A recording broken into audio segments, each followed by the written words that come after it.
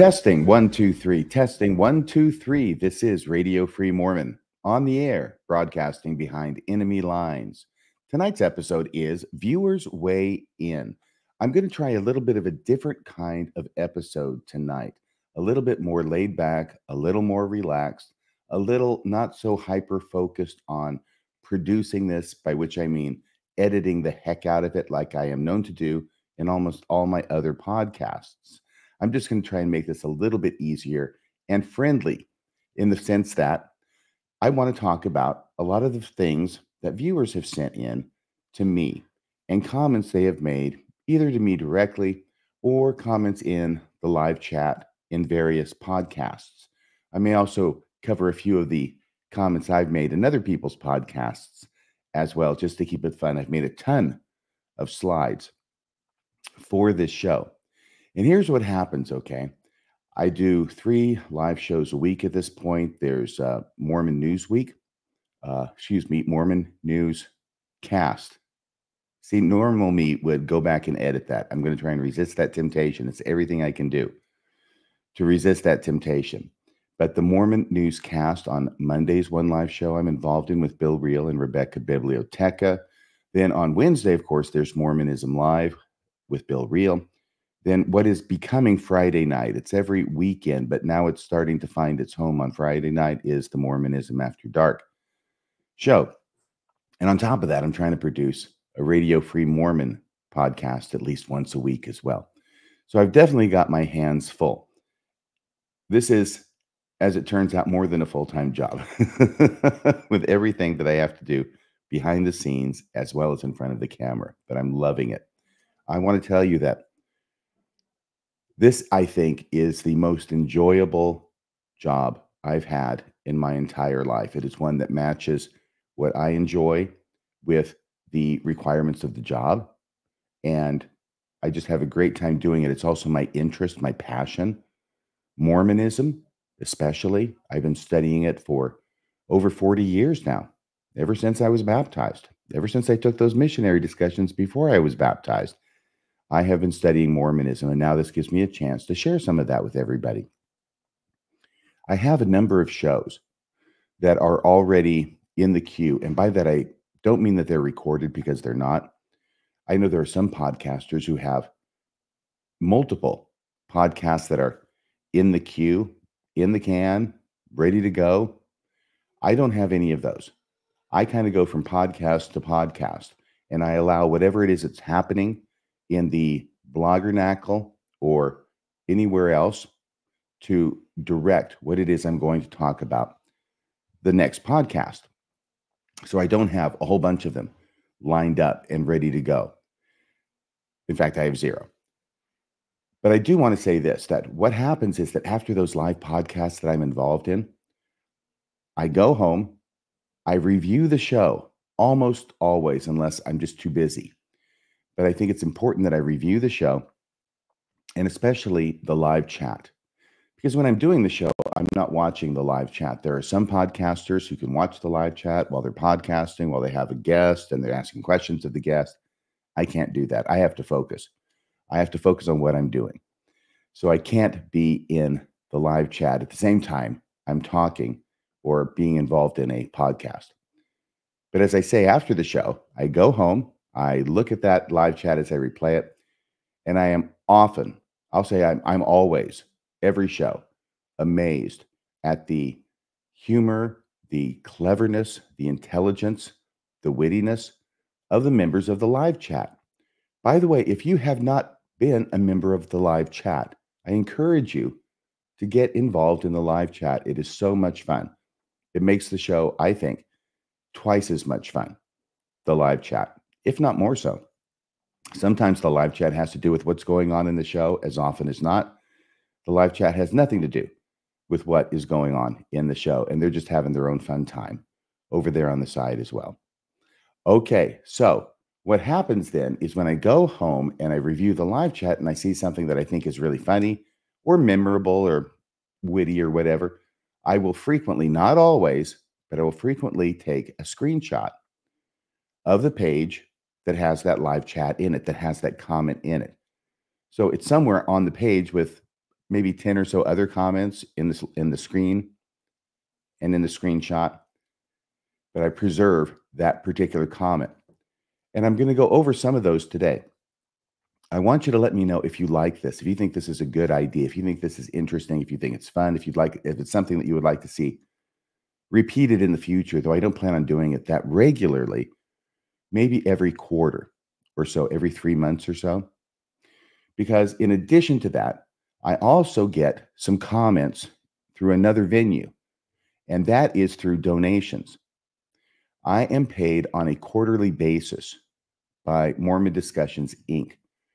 And what Bill does is he also sends me comments from those who are making the donations. There's a way you can make a comment when you make a donation, and he does that and he sends those to me. I get those on a quarterly basis, and I get to read what it is that people have said when they're donating. By the way, thank you, all of you who have donated to this show. Your donations do keep me broadcasting behind enemy lines. This is my sole source of income now. I've made the jump. There is no more law practice. It is shuttered. And I will be taking my law license, the one that Jen Camp wasn't quite able to get taken away from me by getting me disbarred, right? And I'll probably be putting it in associate or reserve status. I don't know that I'm going to let it go completely, but at least inactive. So, and that'll be at the beginning of the year. So having said all that, some of you may have been noticing this little cigarette that I've got going here. This is not an ad for Marlboro. What this is it's a prop that a listener got for me and sent it to me. I used it on the show last night, the Mormonism After Dark, last night on Friday night. By the way, I'm recording this on the morning of November 2nd, 2024. It's a Saturday. And here it was on the desk, and I just picked it up. It's like it's irresistible as a prop. So please don't worry too much about that. It's actually not a real cigarette. This is a fake cigarette. And as I showed the people last night, if it catches the light just right, you can see it. There's sort of an orange reflective material there in the cherry, and it makes it look like it's actually lit. There you go. That's a good angle, which is a really cool thing, I think, as far as a prop goes. It doesn't look like one of those candy cigarettes completely. All right. So having said that, I do think that I have got the best audience in podcasting, business, in show business ever. I got the best audience. They are the funniest, they're the smartest, they're the brightest, they're the best. And I appreciate all of you so much, whether you donate to the show or not. Of course, I'd appreciate it if you donated to the show. The way you do that, by the way, is going to radiofreemormon.org, clicking on the donate button, and making a donation there. You can make a one-time donation. You can make a recurring donation. And let me play a little thing from Bill Reel that he gave to me to play at times such as this, where he lays it all out. And remember, when he's talking about the different places you can make your donations, please make your donations anywhere you want to make them. But I particularly appreciate it if you made them to Radio Free Mormon. Here's the little public service announcement from Bill. Hello, friends of Mormon Discussion Incorporated. I'm Bill Reel, founder and CEO, reaching out to our incredible community. Our mission is to support those examining the truth claims of Mormonism and those redefining their relationship with it. Our acclaimed lineup of podcasts, including Mormonism Live, Radio Free Mormon, Mormon Discussion, and others, offers a space for truth and healing. But we need your help. Your donations power our work, expanding our outreach, improving our content, and creating new initiatives. Visit MormonDiscussions.org, click the donate button, and make a difference today. Donate to your favorite show, like this one, as your support empowers us to empower others. Thank you for being a part of the change. Together, we're making real impact. Oh, excuse me. Thanks, Bill. And there you go. So that's the information about how to make a donation. I'll be reading comments from people who made donations to Radio Free Mormon. I think I'll also make comments to people who made donations to Mormonism Live, since a lot of that has to do with me, and I'm not averse to reading nice things about Mr. Reel either. So what I want to do is I want to bring that up here. I won't bring it up on the screen. And one of the reasons why is because they have names associated with them, together with dollar amounts, together with whether they're single donations or recurring donations. I don't want to get into any of that detail, certainly not the names, but the comments I will read. So here we go. Comments from this last quarter. By the way, once again, this is an idea that has just occurred to me. I'm always worried that I'm going to offend somebody who may have made a donation in a prior quarter, and I didn't read their comment because I'm just doing this now for the first time. So please forgive me. And I'll see if I can remember to do this kind of show on a regular basis and probably quarterly for the reasons that I've already stated, that this all happens sort of on a quarterly basis. So here's the first comment. All right, let's get going on this. Hey, RFM, great work all around. Thank you. I was especially moved by your defense of atheism episode. I love that episode. It's not doing that well compared to other episodes, but you know, what are you going to do? Some do better, some don't do as well, but I really, really think that's a good episode. And I'd encourage anybody who hasn't listened to it to go back and give it a try. I was especially moved by your defense of atheism episode, and you read from my favorite novel of all time, Of Human Bondage. Right. That is a great, great book. I also appreciate your insights on how apologetics work and critical thinking. Again, thanks for all you do. Well, thank you. And once again, I'm not going to mention your name, but you know who you are. The next comment was, thank you, RFM. You are doing a good work. You say everything my heart wants to express, but so much more eloquently. I would love to meet you someday in person. Thank you very much. This is the next comment, I especially enjoyed the John Streeter episode. Thank you for all you do. Jonathan Streeter, he is amazing. I'll tell you a little story about Jonathan Streeter. And that's the first time we did an episode together.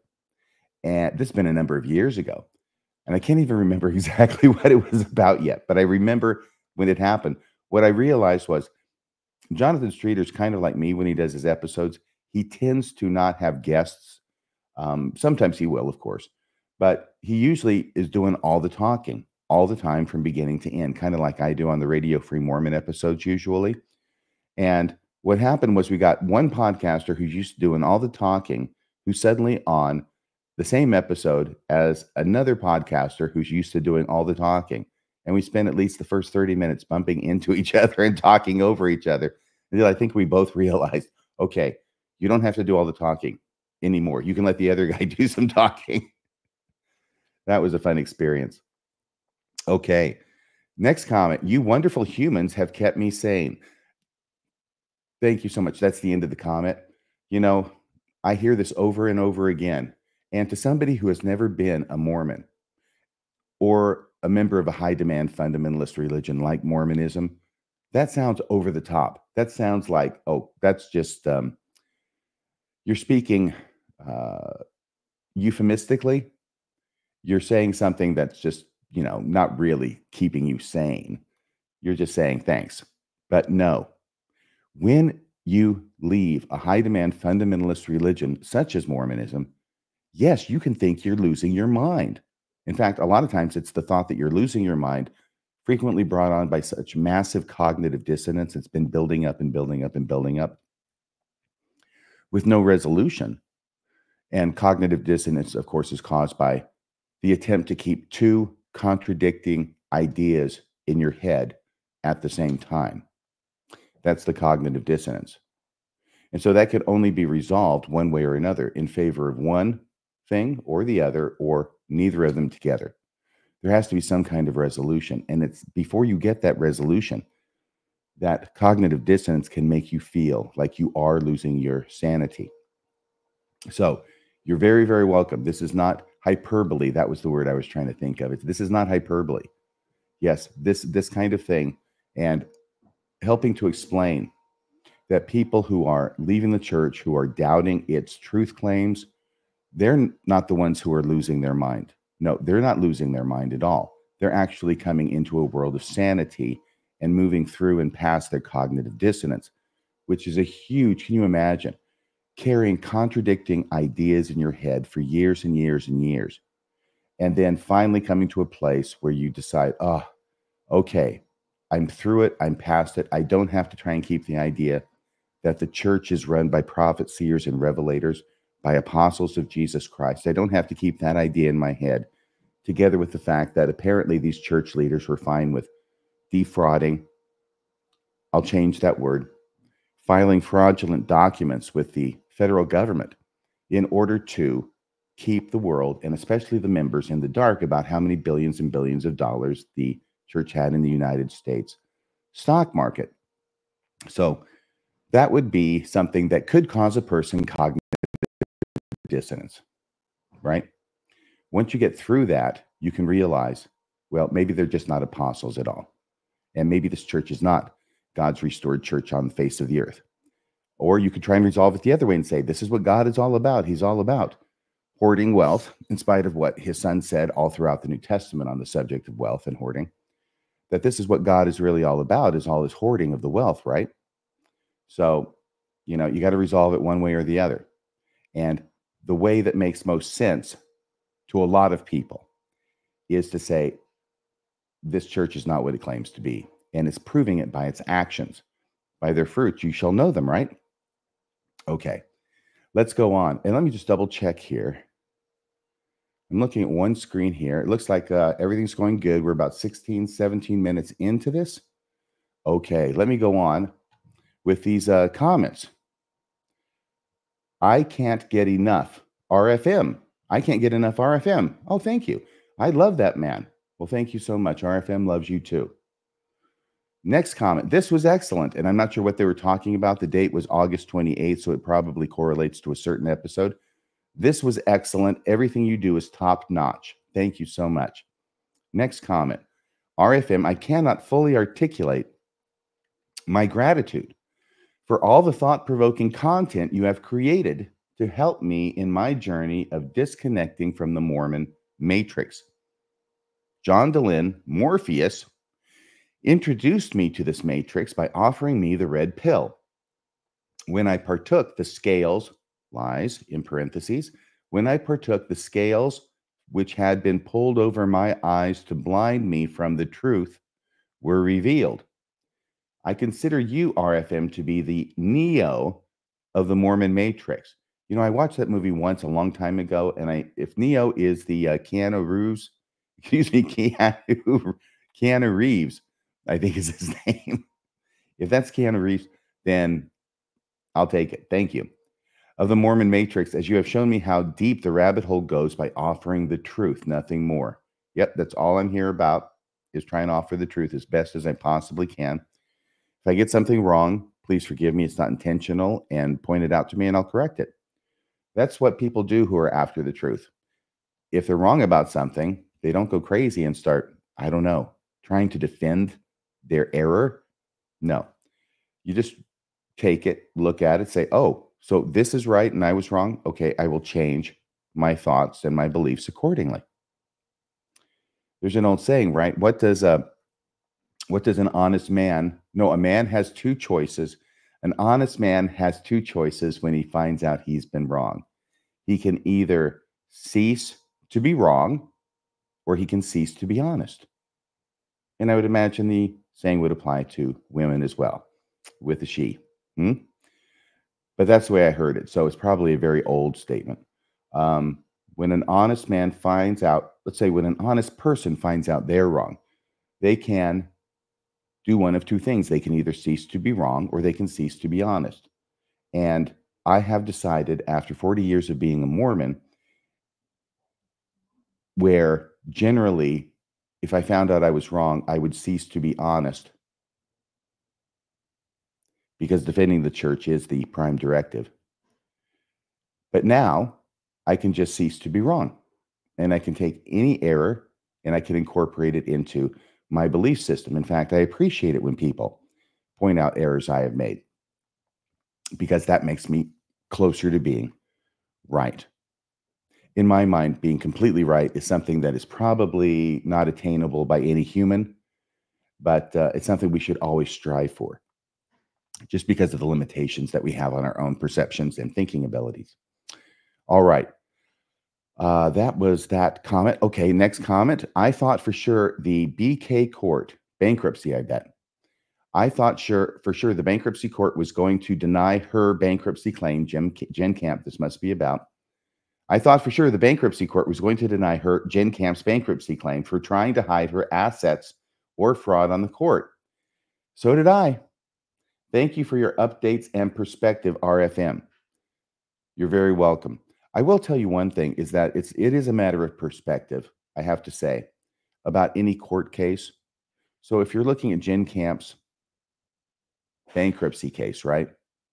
And of course, from our point of view, we're very involved in that. We've been following this case with John DeLynn and OSF and the defamation suit and everything that's been going on for years now.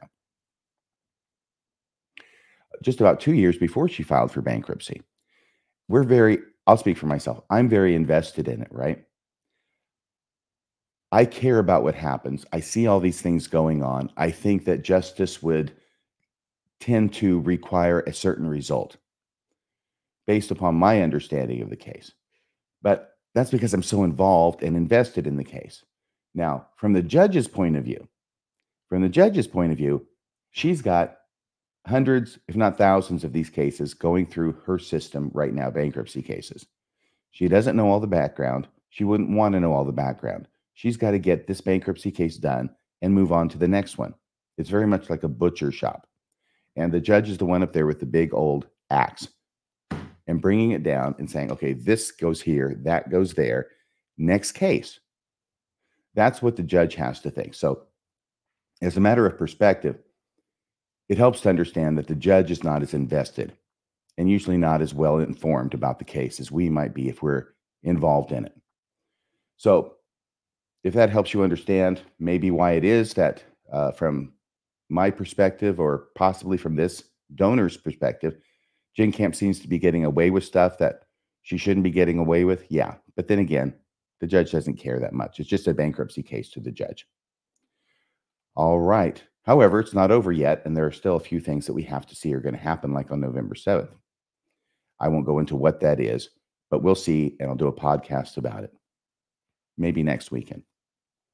Maybe next Friday. The next comment is, excellent episode this past month. Thank you for the Jen Camp legal briefs. You're welcome. George Pace and Mormon affinity scams. Yes, those were really, really fun episodes for me to research and do. The only thing I remember about George Pace, remember he's the BYU professor who really emphasized having a personal relationship with Jesus Christ. And he was a teacher of religion back in the 70s and even in the 80s. And maybe before and after. He was a professor who was there a very long time.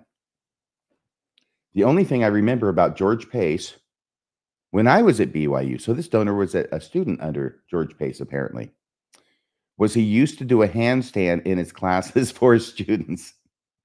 Yeah, isn't that what life is like? You go and you take a whole class about something from somebody, and the one thing you remember is he would do handstands. Thank you. Okay, so next comment. Thank you, RFM. I'm a high school choir teacher in Utah. For the last 10 years, I've been working part-time and raising 3 kids. Wow. But now all my kids are raised, or more specifically, someone else is raising my kids every day from 8 to 3:30 p.m. Bless those elementary school teachers. Amen. Amen to that. With so much free time on my hands, I decided to make the switch from part-time teaching to full-time teaching. Bravo. Good job. Quote, let the money start rolling in. It is my great privilege, she goes on, to donate blank of my now super enormous paycheck to RFM. Thank you so much. Really, thank you. Thank all of you. I've been eagerly waiting for this moment of wealth so I could pay it forward. Keep up the great work. Well, thank you so much. And you keep up the great work too, please. You're doing a great work educating kids. Heaven knows they need it. The next comment is, I appreciate the logic and the law talk. I'm an avid listener. Thank you. 2 more comments. One is, thank you for being a voice of reason and clarity during my faith transition. You're very welcome. It's important, I know, to a lot of people. This is why I went into doing podcasting full time instead of just a side gig to a full-time legal career, because I found out because people told me, like this individual, how much this is helping them. And I thought, if I can help more people by doing podcasting full time, then I sort of have a moral obligation to do that. At least that's how I felt. And the final comment, and continue to feel by that way, and continue to feel that way, by the way. Last comment. Oh, somebody who knows Japanese. Dear RFM Choro. RFM Choro. Choro is a word from Japanese that we use to call elders. We would translate it as elders. And in Japanese, the title, you have the last name is said first. The first name is said last. And the same with titles. If it's elder comes after the name. So it's RFM Choro. And if it's a sister missionary, it would be whatever, Shimai would come after it. Or Kyodai. He has a slash. Dear RFM Choro / Kyodai. Kyodai's brother. Elder RFM / brother RFM. That's what it's going for in Japanese. Sorry, I probably beat that horse to death. The comment goes on. Thanks for your amazing work. I love the secret squirrel stuff you do. It's awesome. Keep it up. Well, you're very welcome. Not sure exactly what secret squirrel stuff you're talking about, but I'm glad you are enjoying it. All right. Now, that was the end of the comments to Radio Free Mormon. And I've got to look up here and see, we're approaching 30 minutes. I wonder, should I go ahead and go to the ones for Mormonism Live? Oh, absolutely. I'll go through these. We don't want to leave these donors out. First comment, more Colby, please. Love the show. Okay, this donor is a cheese lover. They want more Colby cheese. No, this is Colby with a K. I think they mean Colby Reddish. Colby Reddish he's a great guy. He's a fine attorney. He's a good friend. And he's very, very articulate, knows his stuff. So I can understand why this donor's asking for more Colby. I will join him in that wish for more Colby Reddish on the show.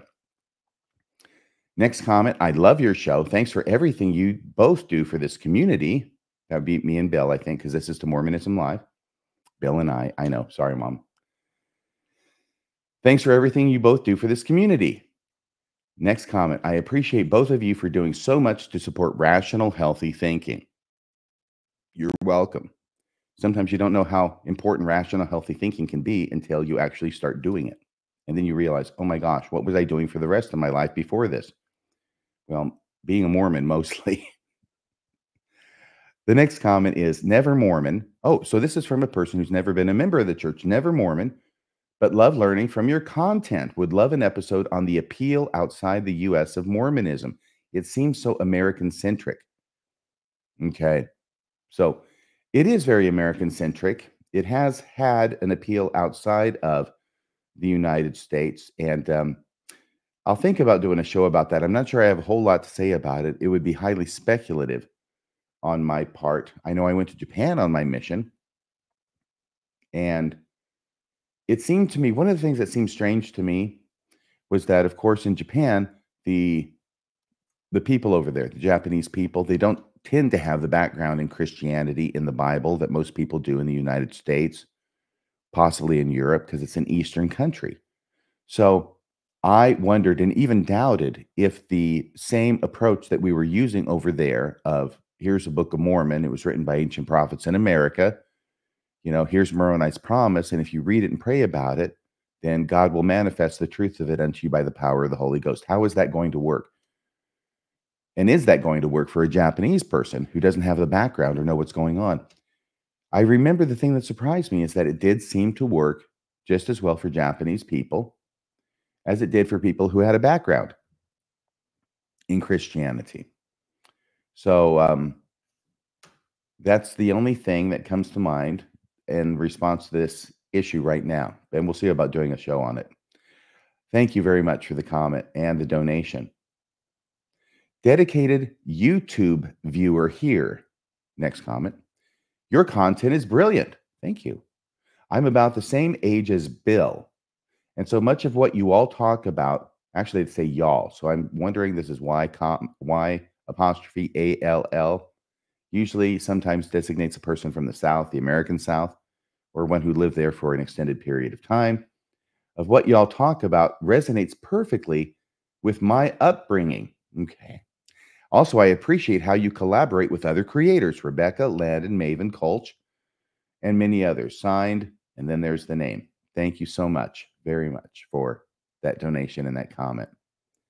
And I love collaborating with other creators. All these creators are great, and I could name many more, which I'm not going to do right now.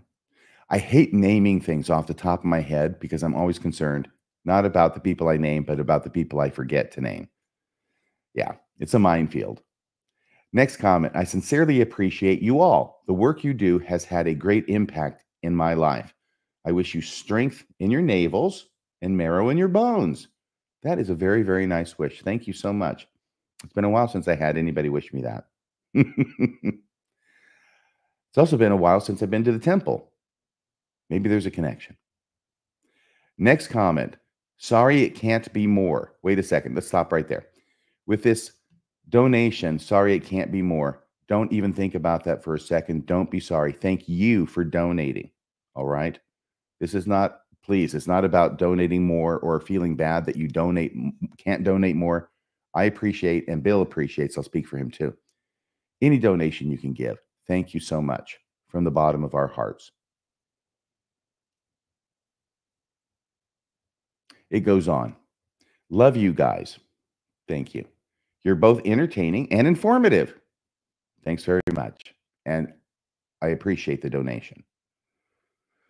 Next comment. How dare you make me care about you guys and the show so much? Oh my goodness. I didn't know we were doing that. I apologize. But I'm glad that you care about us, and especially that you care about the show. To many more amazing episodes. Thank you.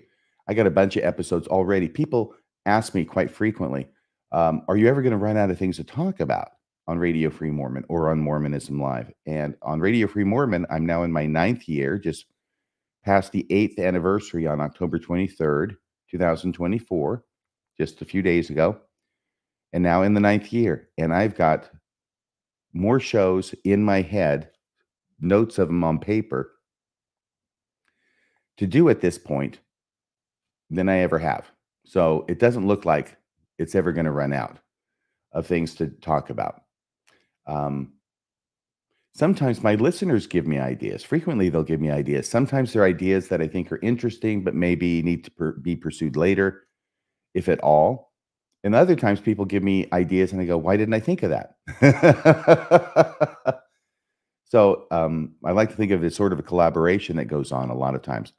I'd say most of the ideas for shows I come up with on my own, but there was a listener who contacted me and suggested Shakespeare in the Book of Mormon. And of course, it's the old, the famous criticism about the Book of Mormon when Lehi talks about death being this undiscovered country from which no traveler returns. He doesn't exactly parrot the line from Hamlet, but it's awfully close. And it has been used a time or two to argue that Joseph Smith was plagiarizing Shakespeare in the Book of Mormon. I don't think it's close enough to be considered plagiarizing, but there are a few things that could be said about it. And I thought, how funny. I'm the guy who's into Shakespeare. I'm the guy who's in the Book of Mormon. And it's never occurred to me to do an episode about Shakespeare in the Book of Mormon. I mean, it's a natural. So please do not hesitate to send me suggestions or ideas, because sometimes I'll have that reaction. Why didn't I think of that? Thank you very much. Do that next week, hopefully. And this is actually going to play into a bigger theme of episodes that I have been working on and I've been talking to Bill about. And it has to do with the rise, the resurrection once again in Mormon apologetic circles of using the Apocrypha and the Pseudepigrapha, i.e. the non-canonized books, those books that never made it into the Bible. And there are, I imagine, more books that did not make it into the Bible over the centuries than did make it into the Bible. There are absolute stacks of pseudepigraphic and apocryphal literature. And this whole idea that Nibley made famous or popularized in Mormon circles of drawing parallels between ancient documents and the Book of Mormon.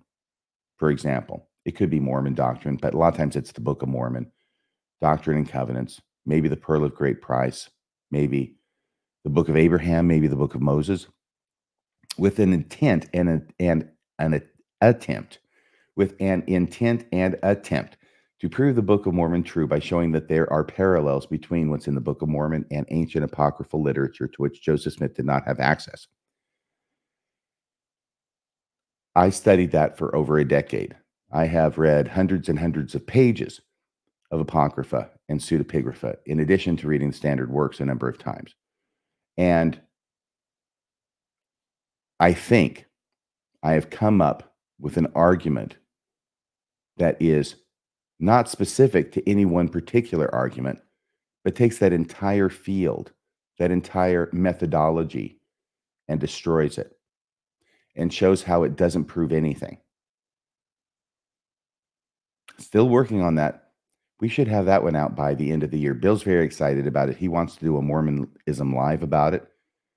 And look for that. Maybe sometime in November. I think we're going to have a lot of fun with that.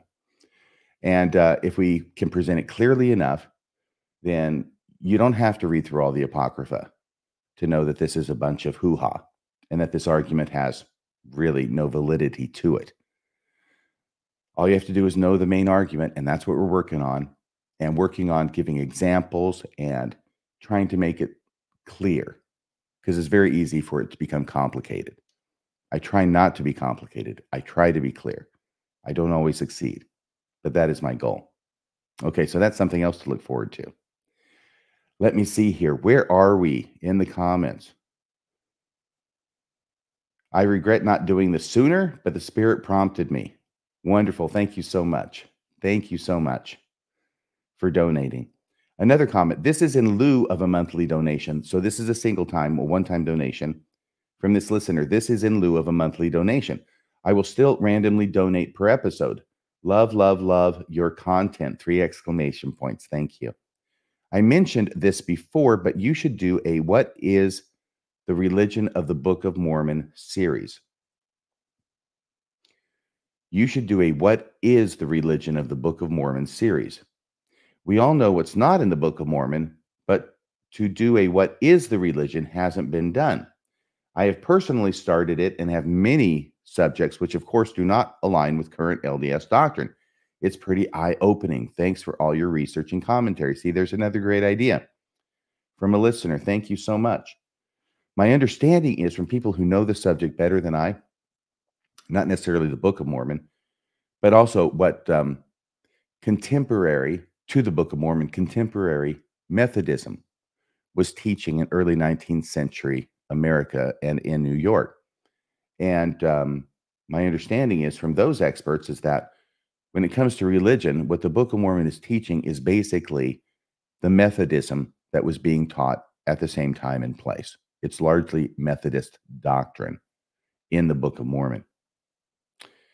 Another commenter says, love your program. I'm a 6th or 7th generation Exmo.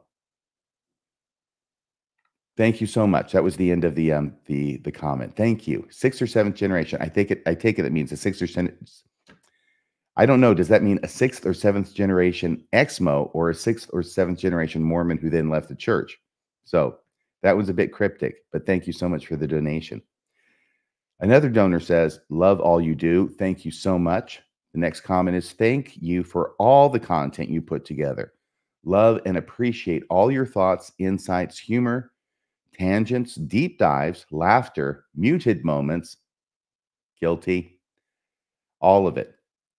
You are rock stars in this space. Wow. Thank you. We love you. And I almost read the name, so that was close. We love you. Thank you so much. We love you too. Thanks for watching and donating. Next comment. I'd love to see Matthew Harris on this podcast. You know, I reached out to Matthew and I did it on some kind of platform that I don't usually do. It was on my phone. He was very kind. He responded, and then I lost it. I don't know how to get back to this I'm going to have to email him separately, is what I'm trying to say, and try and get him on the show. I will tell you that the reason that I wanted to have him on the show was not to have a multi-part podcast like they're doing over there at Mormon Stories, where they're going through like every chapter or every half chapter of his book.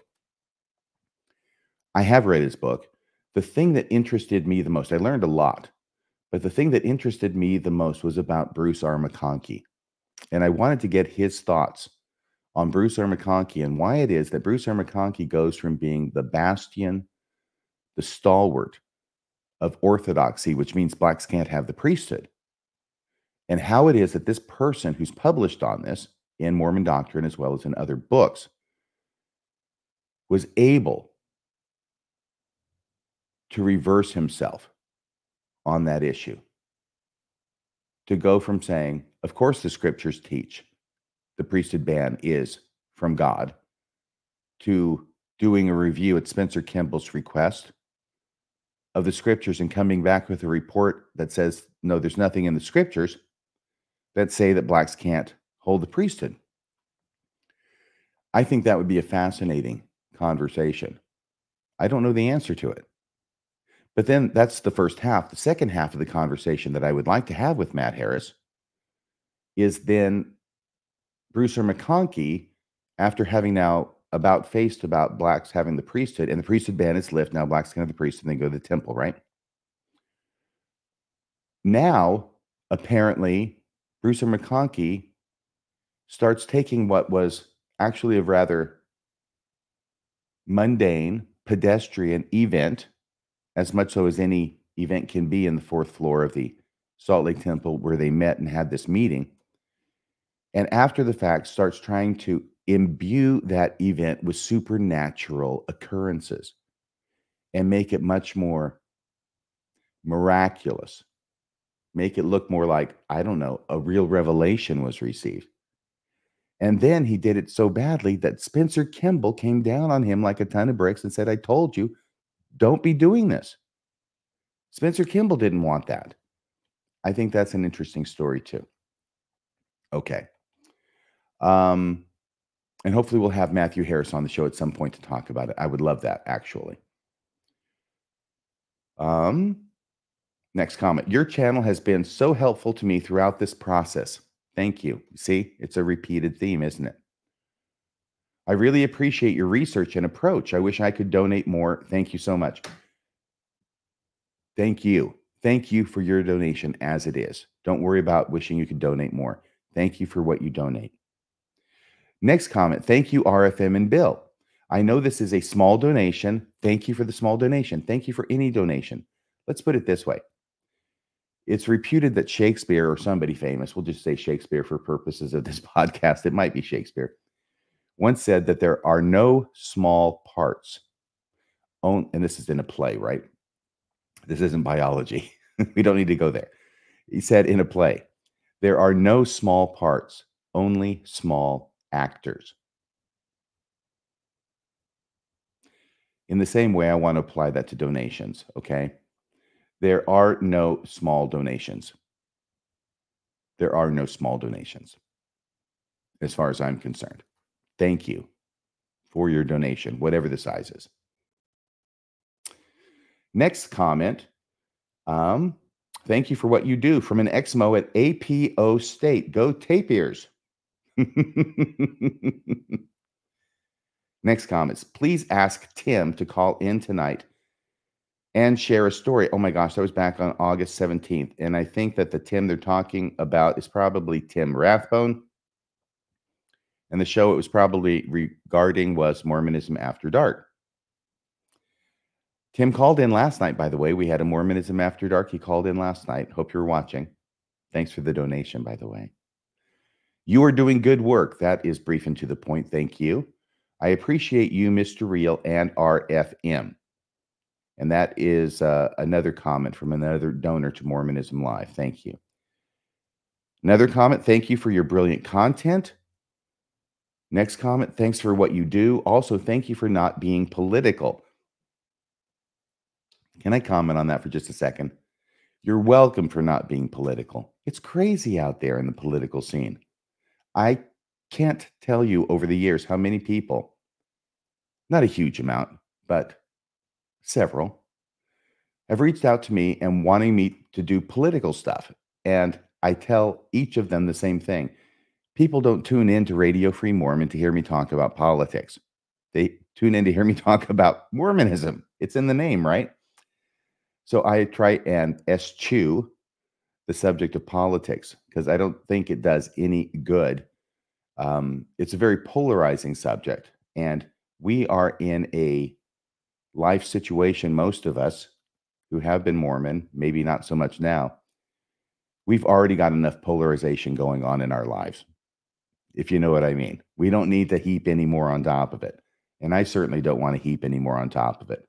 What I'm trying to do is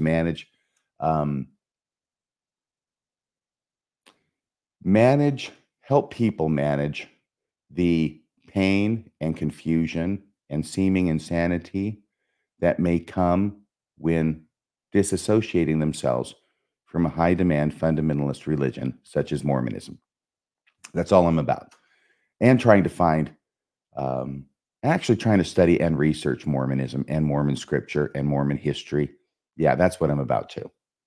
Actually, I think that's mostly what I'm about. And I think the first thing, the managing the people leaving the church and helping them manage that, that's sort of an outgrowth maybe of the first thing that I do. Anyway, however it happens, I'm glad it happens and that it has a beneficial effect for those of you that it helps. Thank you. You guys blew my mind with the reference to the infant dying in infancy and the returning that what you borrow. Joseph's fingerprints all over it. Thank you for that donation. I actually know what you're talking about.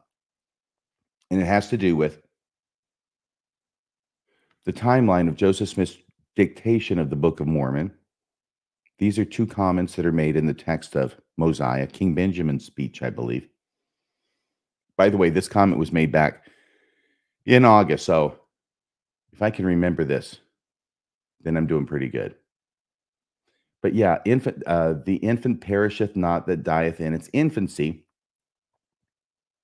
gets put in the Book of Mormon at virtually the same time that Joseph Smith's child at home, newborn child, dies. So Joseph Smith in real life has a child. Emma has the child. The child dies in childbirth, which would raise a lot of course, trauma for Joseph and for Emma over a situation like that. And concern for the child's immortal soul. And at the same time that that's happening in real life, Joseph Smith is dictating the Book of Mormon. He comes to King Benjamin's speech, and all of a sudden, King Benjamin now starts talking about how if an infant dies in its infancy, you don't have to worry about it because it has eternal life. It sounds like a message of solace from King Benjamin directly to Joseph Smith. It's really very interesting. And it doesn't really seem to fit too much into the rest of the sermon, as I recall. I'm not going to look it up right now, but excuse me. Yeah, that was the idea behind that. And also, in that same discourse, King Benjamin's sermon, he makes this reference. I think it's toward the end of it, but it's disconnected from anything else, where it says that if you borrow something and you don't return it, then you can commit sin. I think that's what it says. If you borrow something and you don't return it, then you can commit sin. And you may even cause the person from whom you borrowed it to commit sin as well. I think that's the gist of it. Anyway, the idea behind that, and I'm just doing this from my recollection while I'm reading this comment, the idea behind that being that here it is in King Benjamin's sermon, and yet here it is Joseph Smith who had loaned or allowed Martin Harris to take the 116 pages. He borrowed them to go show them to his family, and then he never returned them. And he committed sin by doing that. Is that what that reference in the Book of Mormon in King Benjamin's speech is really about? What's going on in the real world? One of the amazing things about the Book of Mormon is that even though it is placed in the American continent somewhere between basically 600 BC, not including the Jaredites, but 600 BC to 480 or 600 BCE to 400 CE, that 1,000-year period, it is amazing that the Book of Mormon is nevertheless so responsive to what's going on in Joseph Smith's environment as he's dictating it. And these are a couple of examples. And that's why this donor in her comment says Joseph's fingerprints all over it. Next comment, Bill and RFM, we love you. Thank you. Next comment, you two are my favorite. Thank you. Thank you for all you guys do. We feel that the newsroom is the most important of all the channels in regards to Mormonism. That's interesting. That's an interesting comment, that the newsroom is the most important of all the channels in regards to Mormonism, by which I take it they mean the Mormon newscast, which airs live every Monday evening at 6 o'clock p.m. Mountain Time.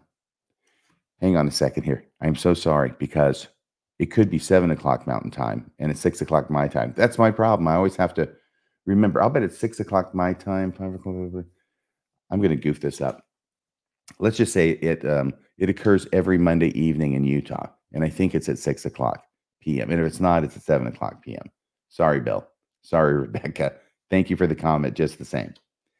I would be interested in knowing why it is that this donor thinks that the newscast is the most important of all the channels in regards to Mormonism.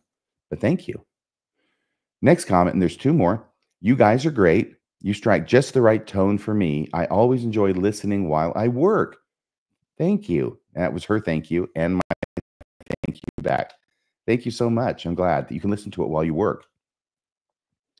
Final comment on a donor for this past quarter to Mormonism Live. You guys have made such a difference for me. One day when I'm rich, I'll give a lot more. Thank you. Well, once again, thank you for your donation. Even when you're not rich, thank you so much. And thank you to all of you who've donated, who've left these comments. And that ends the comments for the past quarter for Radio Free Mormon donors. You don't have to make a comment to donate, but if you do, I want to make a point of bringing it up to the audience. And hopefully people will enjoy that. All right, so let's see. That is the end of that. Let me take that screen down. And now we are at 53 minutes, and I've got to figure out what the heck we're going to do with this. I actually did not intend for it to take that long. Just reading the comments from the donors, but it did. And I talked about a few other things as well. I don't want to make this too long. If I go through all these other comments, and you can see I already have this slideshow that's ready to go. RFM listeners weigh in. And this slideshow, let me go ahead and over to this channel or this page. And I'm not sure that I can find out exactly here. StreamYard is having difficulty processing Google Slides today. They're working on it. They have a notice up about that. So I'm not able to manipulate these the same way I normally would. Here's what I'm going to do. This is going to take another hour, I imagine, or another 45 minutes. I don't want to make this interminably long, especially since it's somewhat of an experimental kind of podcast. So you can let me know if you enjoyed this podcast. I'm not going to edit that. If you enjoy this podcast, if you like this podcast, if you like this kind of format, which is a little bit more laid back and not so hyper edited, let me know. Let me know in the comments below, please. And if you do, then I'm going to do another podcast like this with viewer comments. And these comments I had culled from podcasts from the beginning of this year in January and February. I took screenshots of a lot of these, and I think a lot of those are fun, and we'll do some of that next time if you want and if you say that's something that you would be interested in. All right, so let me go over here. Excuse me. Oh my gosh, I've been doing it there, and it's been showing here. So let me get that off the screen. It's out of here. Okay.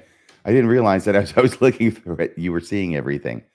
But that's okay. And I had thrown in, by the way, you saw it, some pictures that I had taken. I take walks out here down by the river. There's beautiful views. There's some wildlife, mostly rabbits, people walking dogs. And I take pictures every now and again. And some of them turn out better than others. And I included some of those in the show as well. So let me know if you want to see that next time. And I'll do that. But I've also got to get to work on the Shakespeare in the Book of Mormon podcast. I already have most of that written in my head. I just have to put it down on paper and make some slides.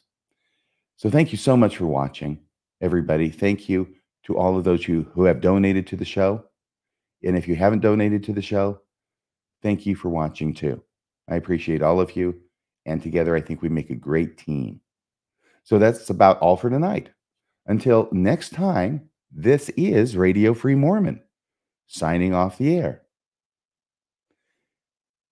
And now, you see, when I do this the normal way, I look at the camera for a few seconds after I say that.